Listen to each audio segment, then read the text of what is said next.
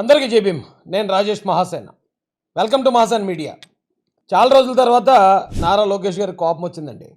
సాధారణంగా ఆయన కోపం రాదు, కానీ కోపం వచ్చిందంటే మాత్రం చాలా ప్రమాదం. లోకేష్ గారికి గతంలో ఒకసారి కోపం వచ్చిందండి. జూలై 26, 2023 సంవత్సరాన ఒంగోలు యువగలం పాదయాత్రలో ఆయన కోపం మొట్టమొదటిసారి కనిపించింది. ఆయన అక్కడ మాట్లాడుతూ నందమూరి తారక రామారావు గారు దేవుడు, నారా చంద్రబాబు నాయుడు గారు రాముడు, కానీ ఈ వైసీపీ వాళ్ళ పాలిట కోపం వస్తే నారా లోకేష్ అనే వ్యక్తి మూర్ఖుడు అన్నాడు. వైకాపా నాయకులు చెప్తున్నారు, అన్న విశ్వవిఖ్యాత నట సార్వభౌమ స్వర్గశ్రీ నందమూరి తారక రామారావు గారు మా దేవుడు, చంద్రబాబు నాయుడు గారు రాముడు, కానీ వైకాపా నాయకులకి మీ లోకేష్ మూర్ఖుడు. వడ్డీతో సహా ప్రతిదీ చెల్లించే బాధ్యత మీ లోకేష్ తీసుకుంటాడు. ఆ డైలాగ్ విన్న తర్వాత చాలా మంది వైసీపీ వాళ్ళు చాలా కామెడీలు చేశారు. నేను ఒక రెడ్ బుక్ తీసా, రెడ్ బుక్ లో రాసా, ఒరే 4 పేర్లు రాసుకునే దానికి పుస్తకం అవసరం, మతి మరిపోటు తప్ప. ఆయన ఆడైన పేర్లు మర్చిపోయింటే నాకు ఫోన్ చేసి మిగతా పేర్లు చెప్తాను. నేను ఆడి సంగతి వస్తా, ఈడి సంగతి వస్తా, రెడ్ బుక్ లో రాస్తా, గ్రీన్ బుక్ లో రాస్తా, మీ దిక్కున్న బుక్ లో రాసుకో. ఈ పలానూరులో బజ్జీలు దొరికి, పలానూరులో బోండాలు దొరికి, పలానూరులో సాక్షి సతీష్ పేరు రాసుకోవాలి, పలానూరులో నానిగారి పేరు రాసుకోవాలి, పలానూరులో కొడాలి నాని వచ్చబోయిస్తాను రాసుకోవాలి. ఇదే కావాలండి, అవి రాసుకోండి. ఆ పుస్తకం తీసుకుని చంద్రబాబు ఏం చేసుకుంటాడు? నాకైతే ఆ ఎర్ర పుస్తకం పట్టుకుని నేను తిరుగుతుంటే సింబాలిక్ గా నేను ఎర్రి పుష్పాన్ని నేను సింబాలిక్ గా ఎర్ర బుక్ పట్టుకున్నట్టు అనిపించింది. అప్పుడే ఆయన రెడ్ బుక్ను పరిచయం చేశాడు. చాలా కామెడీలు చేశారు, చాలా కితకితలు పెట్టుకున్నారు. కానీ వన్స్ ఆ రెడ్ బుక్ అనేది ఓపెన్ అయిన తర్వాత జగన్మోహన్ రెడ్డి లాంటి వాడే ఢిల్లీ నడివీధుల్లో ధర్నాలు చేసుకున్నాడు. చాలా మంది వైసీపీ మాజీ మంత్రులు, మాజీ ఎమ్మెల్యేలు సొంత ఇళ్లు వదిలేసి అండర్ గ్రౌండ్లకు పారిపోయారు. చాలా మంది వైసీపీ ఎమ్మెల్యేలు తెలుగుదేశం పార్టీలో, జనసేన పార్టీలో చేరిపోతున్నారు. నారా లోకేష్ గారి కోపం ఆ స్థాయిలో ఉంటుంది. ఆయన డైరెక్ట్ గా గుడివాడలోనే కొడాలి నానిని గొడ్డలిప్పి కడ్రాయర్తో రోడ్డు మీద నడిపిస్తానని చెప్పాడు. ఆ సన్నబియ్యం సన్నాసి చాలా పెద్ద తప్పు చేశాడు. రాజకీయాలకి ఎటువంటి సంబంధం లేని మన తల్లిని శాసనసభ సాక్షిగా అవమానించాడు. ఆ సన్నబియ్యం సన్నాసి చెప్తున్నా, బ్రదర్ 9 నెలలు వచ్చేది మేమే, కడ్రాయర్ తో గుడివాడలో ఊరేగింపు చేపించే బాధ్యత ఈ లోకేష్ తీసుకుంటాడు. అంటే కోపం వస్తే అంత కోపం వస్తుంది ఆయనకి. అయితే ఇప్పుడు కోపం వచ్చింది వైసీపీ నాయకుల మీద కాదు. తెలుగుదేశం పార్టీ మంత్రి గారు కొలుసు పార్థసారథి గారు, అలాగే తెలుగుదేశం పార్టీ ఎమ్మెల్యే గారు గౌతు శిరీష గారు, తెలుగుదేశం పార్టీ సీనియర్ నాయకులు కొనకళ్ళ నారాయణ గారు, వీళ్ళ మీద నారా లోకేష్ గారు కోపం వచ్చింది అనేది ఇప్పుడు ఈ రాష్ట్రంలో బాగా చర్చనీయాంశంగా మారిందండి.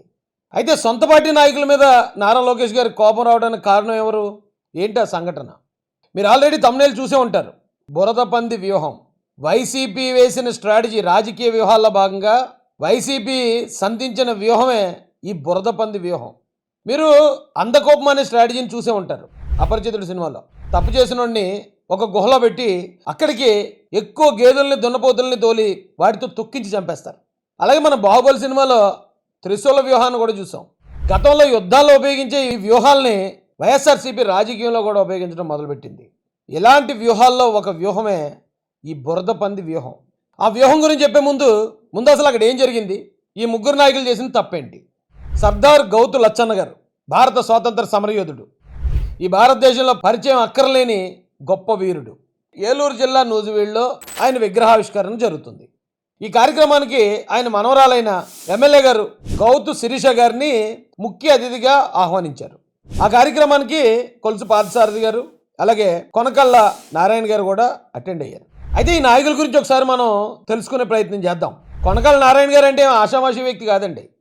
సీనియర్ తెలుగుదేశం పార్టీ నాయకులు, 2 సార్లు ఎంపీగా చేసిన వ్యక్తి, లోక్సభలో ప్యానల్ స్పీకర్గా ఎన్నిక కాబడ్డ వ్యక్తి, అలాగే డిప్యూటీ స్పీకర్ పక్కన అధిష్టానంలో చోటు సంపాదించిన వ్యక్తి. 15వ పార్లమెంట్లో పెట్రోలియం సహజ వాయువుల కమిటీకి మెంబర్గా కూడా ఎన్నికయ్యాడు. ఆయన చాలా సీనియర్ లీడర్ తెలుగుదేశం పార్టీలో. తెలుగుదేశం పార్టీకి ఎంతో కట్టుబడి నిబద్ధతగా పనిచేస్తే తప్ప ఇన్ని పదవులు ఆయన్ని వరించవు. ఇప్పుడు ప్రస్తుతం ఆర్టీసీ చైర్మన్గా ఉన్నారు ఆయన. అలాంటి వ్యక్తి మీద లోకేష్ గారికి కోపం రావడానికి గల కారణం ఏంటి? అలాగే గౌతు శిరీష గారు, ఆవిడ ముక్కుసూటి మనిషి, తెలుగుదేశం పార్టీ కోసం వన్ సైడ్ నిలబడి వైఎస్ఆర్సీపీ మీద వీరోచితమైన పోరాటం చేసిన వీర మహిళ. వైఎస్ఆర్సీపీ ప్రభుత్వం ఆవిడ మీద చాలా కేసులు, వేధింపులు కూడా చేసినా సరే ఎక్కడా వెనకడుగు వేయకుండా వన్ సైడ్ నిలబడిన ఆ వీర మహిళ మీద లోకేష్ గారికి కోపం రావడానికి గల కారణం ఏంటి? మూడో వ్యక్తి కొలుసు పార్థసారథి గారు. ఆయన వైఎస్ఆర్సీపీ నుంచి తెలుగుదేశం పార్టీలోకి వచ్చారు. తెలుగుదేశం పార్టీలోకి రాగానే ఆయనకి ఎమ్మెల్యే సీటు ఇవ్వడమే కాకుండా ఆయనకి మంత్రి పదవి కూడా ఇచ్చారంటే ఆయన మీద ఎంత నమ్మకం ఉండి ఉంటుంది తెలుగుదేశం అధిష్టానానికి. అలాంటి వ్యక్తి మీద నారా లోకేష్ గారికి కోపం రావడానికి ఏదో బలమైన కారణమే ఉండి ఉంటుంది కదా. ఏంటా కారణం? ఆ కారణమే బురద పంది వ్యూహం. ఇప్పుడు ఒక చోట యజ్ఞం జరుగుతుందండి. యజ్ఞం చేసే ఆ స్వాములు ఎవరైతే ఉన్నారో, అర్చకులు ఎవరైతే ఉన్నారో వాళ్ళు చాలా నిష్టగా చాలా పవిత్రంగా ఉండి ఆ యజ్ఞాన్ని నిర్వహిస్తూ ఉంటారు. ఆ యజ్ఞాన్ని చెడగొట్టాలంటే కొన్ని బురద పందుల్ని ఆ యజ్ఞం మీద కుదిలేరనుకోండి, అవి వెళ్ళి ఏం చేస్తాయి, మొత్తం యజ్ఞాన్ని అంతా పాడు చేస్తాయి. అక్కడ ఉన్న స్వాములకి ఆ అర్చకులందరూ కూడా బురద అంటిస్తాయి, రచ్చ రచ్చ చేసి పారేస్తాయి. అప్పుడు ఆటోమేటిక్గా యజ్ఞం ఆగిపోద్ది. ఆ యజ్ఞం చేసే అర్చకులు ఎవరైతే ఉన్నారో వాళ్ళు ఆల్రెడీ అపవిత్రం అయ్యారు కాబట్టి వాళ్ళని తీసి మరొకరితో యజ్ఞం చేయాల్సి ఉంటుంది. అదే ఈ బురదపంది వ్యూహం. నూజివీడులో జరిగిన సంఘటనకి ఈ బురదపంది వ్యూహానికి అసలు సంబంధం ఏంటి రాయేష్ అని మీరు అడగొచ్చు. నూజివీడులో జరిగిన ఈ గౌతు లచ్చన్న, సర్దార్ గౌతు లచ్చన్న గారి విగ్రహావిష్కరణ కార్యక్రమం అనే యజ్ఞంలోకి అక్కడ ఆ యజ్ఞాన్ని చేస్తున్న గౌతు శిరీష గారు కానీ, కొనకళ్ళ నారాయణ గారు కానీ, కొలుసు పార్థసారథి గారు అనే అర్చకులు ఆ యజ్ఞాన్ని చేస్తూ ఉంటే ఆ యజ్ఞాన్ని పాడు చేయడానికి జోగి రమేష్ అనే ఒక బురద పందిని అక్కడికి పంపించారు. ఇక్కడ నేను జోగి రమేష్ గారిని పందితో పోల్చట్లేదండి. ఆ వ్యూహానికి ఇక్కడ జరిగిన సంఘటన కనెక్ట్ చేస్తున్నాను అంతే. జోగి రమేష్ గారిని నేను చాలా ముద్దుగా జోకర్ రమేష్ గారు అని చాలా ప్రేమగా పిలుచుకుంటాను. ఆయన నేను అవమానించట్లే. కానీ ఇక్కడ జరిగిన సంఘటన అదే. కావాలని జోగి రమేష్ని ఆ కార్యక్రమంలోకి ఇన్వాల్వ్ చేసి అతని బురదని అక్కడ ఉన్న నాయకులు ఖండించారు.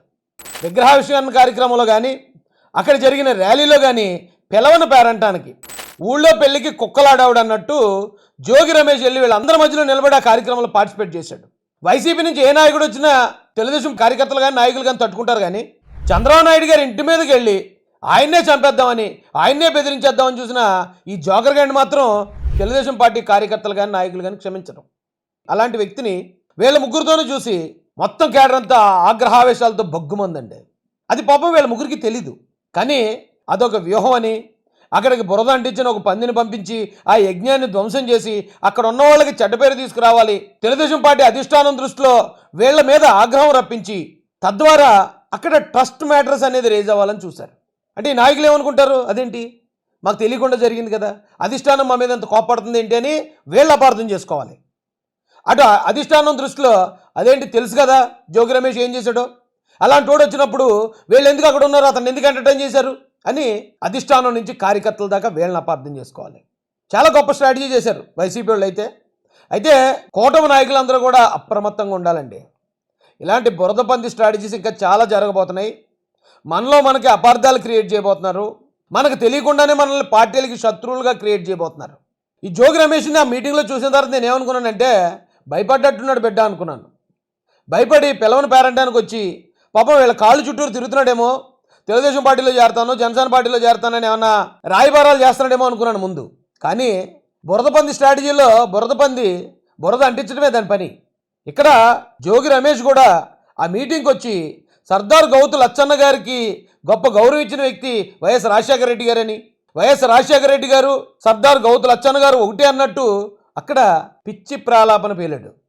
గౌతు లచ్చన్న గారి శత జయంతి ఉత్సవాలని ఉమ్మడి రాష్ట్రంలో హైదరాబాద్ లో రవీంద్ర భారతిలో నిర్వహించిన ఏకైక వ్యక్తి ఎవరో తెలుసా? స్వర్గీయ డాక్టర్ వైఎస్ రాజశేఖర రెడ్డి గారు అని చెప్పేసి మనం గుర్తుపెట్టుకోవాలి. అప్పుడు అర్థమైంది నాకు ఇదంతా పెద్ద స్ట్రాటజీ. ఇది అక్కడ ఉన్న తెలుగుదేశం పార్టీ నాయకుల మీద తెలుగుదేశం పార్టీ అధిష్టానంలోనూ కేడర్లోనూ అపార్థాలు క్రియేట్ చేసే ప్రయత్నం జరుగుతుంది ఇక్కడ. ఇది చాలా పెద్ద వ్యూహం ఇదని చెప్పి నాకు అనిపించిందండి. కాబట్టి కూటమిలో ఉన్న ఎమ్మెల్యేలు కానీ మంత్రులు కానీ చాలా అప్రమత్తంగా ఉండండి. ఇలాంటి వ్యూహాలని తిప్పుకొట్టే విధంగా మీరు ఎప్పటికప్పుడే పరిశీలించుకుంటూ ఉండండి. ఎందుకంటే చంద్రబాబు నాయుడు గారికి, లోకేష్ గారికి, పవన్ కళ్యాణ్ గారికి కోపం తెప్పించే ఏ సందర్భాన్నైనా సరే మీరు అవాయిడ్ చేస్తూ ముందుకెళ్లాల్సిందిగా మీ అందరికీ కూడా సూచన ఇస్తూ జై భీమ్, జై భారత్, జై జై మహాసేన, జై తెలుగుదేశం, జై చంద్రబాబు, జై జై లోకేష్ అన్న.